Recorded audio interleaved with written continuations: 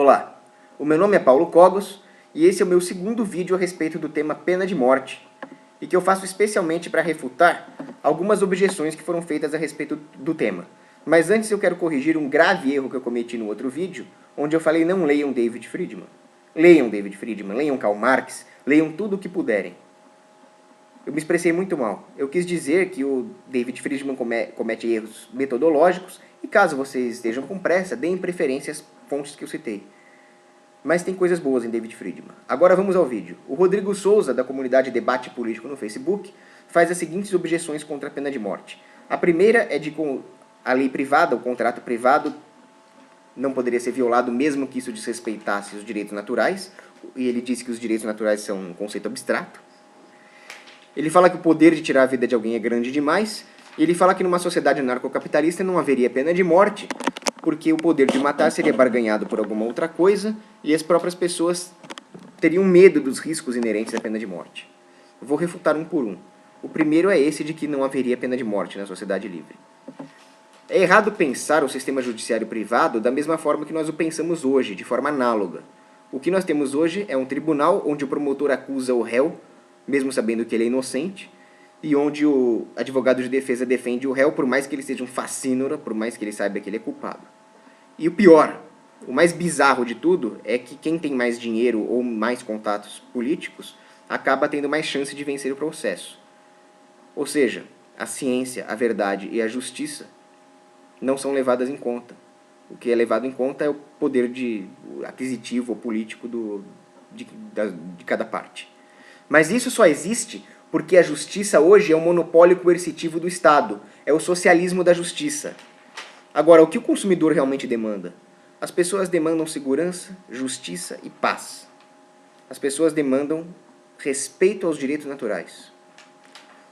Dessa forma, numa sociedade anarcocapitalista, a demanda seria por tribunais que respeitassem a verdade, a justiça. Ninguém quer viver numa sociedade onde o mais rico ou o mais poderoso politicamente leva o processo. As pessoas iam escolher um sistema, por exemplo, onde haveria investigações independentes, arbitradores previamente contratados e que iriam atrás da verdade.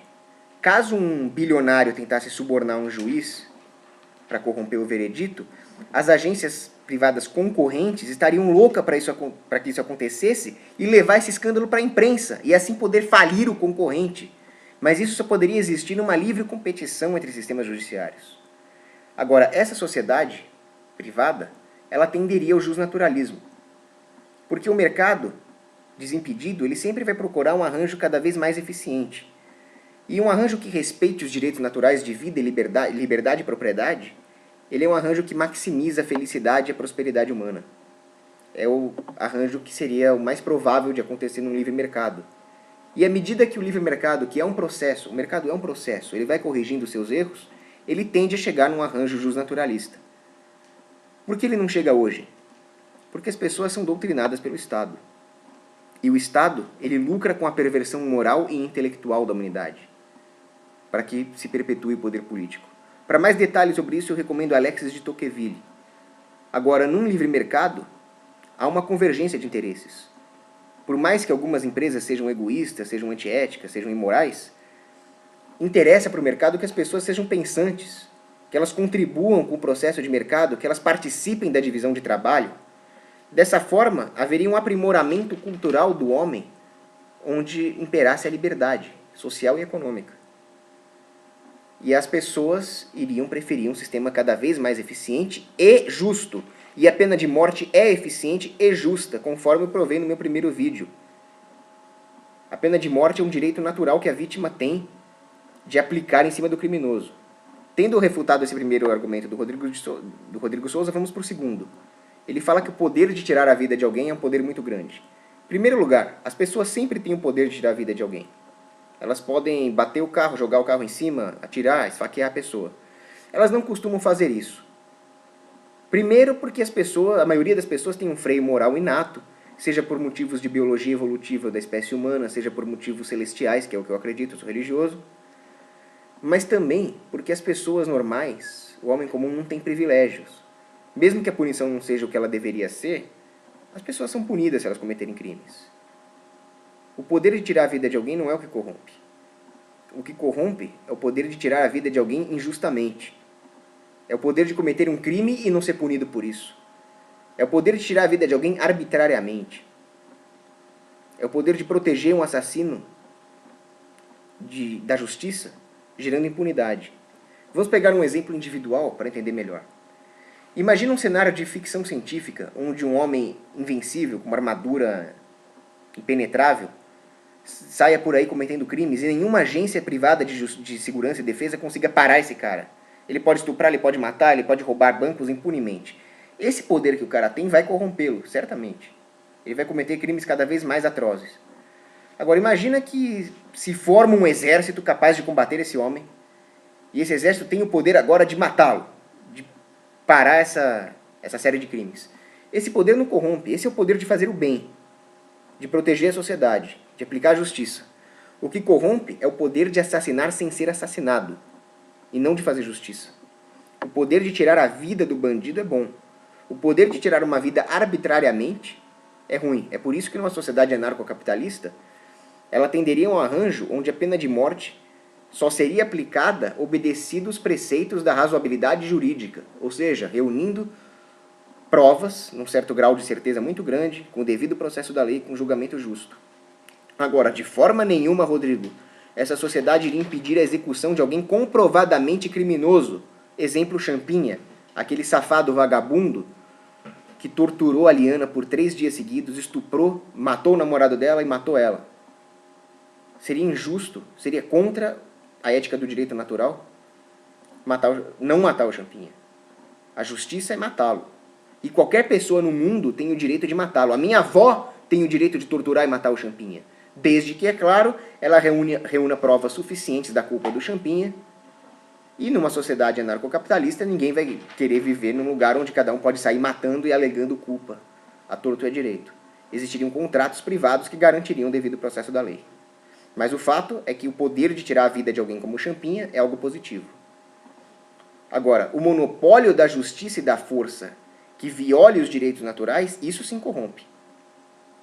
O poder, portanto, corrompe não quando você tem o poder de punir um bandido, e sim se o bandido tem o poder de cometer um crime sem ser devidamente punido. Agora vamos para o terceiro argumento do Rodrigo. Ele fala que as leis privadas estão acima da lei natural e que a lei natural não existe. A lei natural existe, eu não vou provar isso nesse vídeo, eu posso fazer um outro vídeo sobre isso, mas ela existe. Os contratos privados derivam disso. O pacta sunt servanda, que é a obrigatoriedade de cumprir os contratos, ele só existe porque a violação de um contrato privado acordado voluntariamente implicaria no roubo da propriedade, do tempo e dos recursos da parte que foi fraudada. É só por isso que os contratos privados valem. Mas de forma nenhuma ele pode passar por cima dos direitos naturais. Do contrário, não haveria diferença entre uma lei privada que passasse por cima dos direitos naturais e uma lei positivada pelo Estado. A lei positivada pelo Estado é criminosa justamente por isso, porque ela viola direitos naturais. Porque não existe o contrato social. O contrato social é um mito, eu nunca assinei, isso é uma balela. E um contrato privado que passe por cima dos direitos naturais, de quem não assinou esse contrato, é criminoso da mesma forma. Mais um exemplo para entender. Imagina 2 ilhas. Uma ilha A, onde existe pena de morte, e uma ilha B, onde não existe pena de morte. As pessoas são livres para se juntar e fazer uma sociedade privada onde lá dentro não existe pena de morte. Eu acho que a Daniela Marangoni, que é uma menina lá da comunidade de debate político, que é contra a pena de morte, escolheria viver numa sociedade dessas, até o dia em que ela é inteligente, ela ia perceber, ela ia se mudar para a minha sociedade onde tem pena de morte. Agora, vamos supor que essas 2 ilhas, A e B, não tenham nenhum contrato entre si. E alguém da ilha B, onde não tem pena de morte, matou alguém da ilha A. O Rodrigo diz que como não tem pena de morte, essa pessoa não pode ser punida. Ela deve ser punida, porque na ausência de contratos, vale a lei natural. E a lei natural preconiza a pena de morte.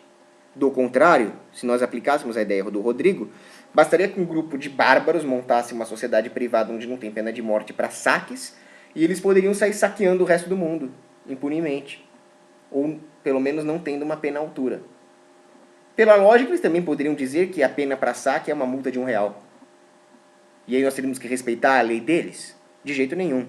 Não vale a lei mais branda e também não vale a lei mais grave. Vale a única lei que existe, que é a lei natural, de onde derivam todos os contratos.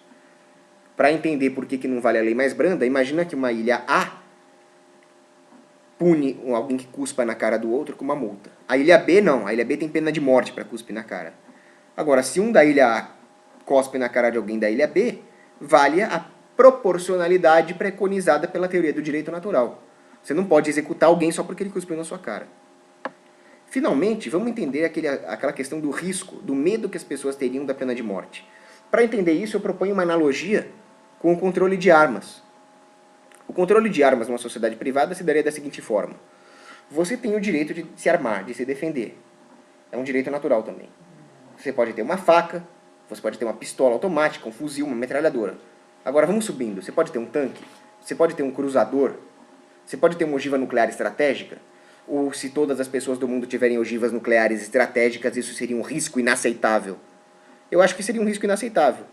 Agora, o que faria o balanço entre não poder ter nenhuma faca e poder ter ogivas nucleares estratégicas é a preferência subjetiva do consumidor, que ia escolher viver numa sociedade onde ele tivesse o mais seguro possível. Eu imagino que isso levaria a uma sociedade privada ter lá fuzis, pistolas automáticas, agora armas mais pesadas seriam controladas, e armas como ogivas nucleares estratégicas, que nem a Tsar Bomba de 50 megaton, seriam proibidas. E a pena de morte? A pena de morte existiria, ela é um direito natural da mesma forma que as armas são direitos naturais, mas ela teria que ter certas regras para ser aplicada, o devido processo da lei. O Daniel Santana Palma, que comentou no YouTube, no primeiro vídeo, ele fala o seguinte: olho por olho e o mundo acabará cego. Se não me engano, essa frase é do Gandhi. Errado! Olho por olho e ninguém vai ter coragem de sair furando o olho dos outros. O pacifismo só funciona se o mundo inteiro for pacifista. Bastaria um único bandido, mau caráter, para escravizar ou extinguir uma sociedade de bilhões de pacifistas. Ele poderia sair matando impunemente, furando o olho.